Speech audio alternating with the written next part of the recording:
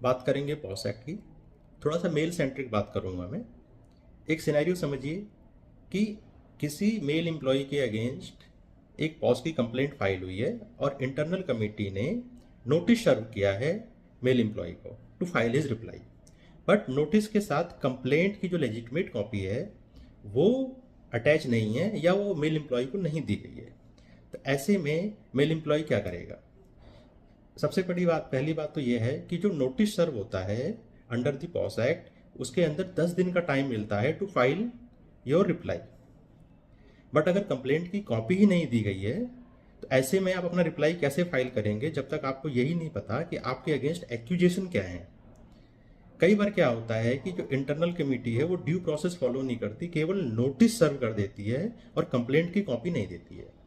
तो ऐसे में जो एक्यूज पर्सन है वो सबसे पहले इंटरनल कमेटी को उसको किसी ऑथोराइज चैनल के थ्रू अप्रोच करना चाहिए। फॉर एग्जांपल, अगर आप ऑफिस में हैं तो आपके पास ईमेल्स होते हैं, ईमेल आईडी होगी आपकी, तो अपनी ईमेल आईडी के थ्रू आप इंटरनल कमेटी को अप्रोच कीजिए और उनसे लेजिटिमेट कंप्लेंट की कॉपी फाइल मांगिए, उनसे डिमांड कीजिए।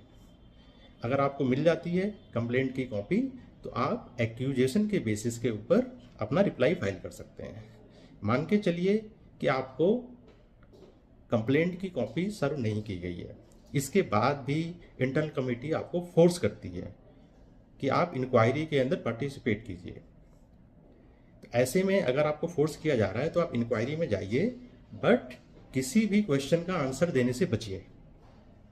इसके बाद भी अगर आपको इंटरनल कमेटी किसी पेपर के ऊपर सिग्नेचर करने के लिए फोर्स करती है तो आप सिग्नेचर के नीचे लिख सकते हैं कि participated in the inquiry under protest, complaint copy not provided despite request और reminders.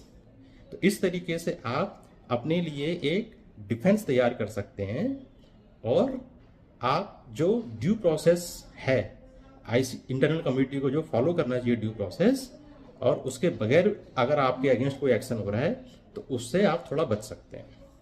Thank you so much.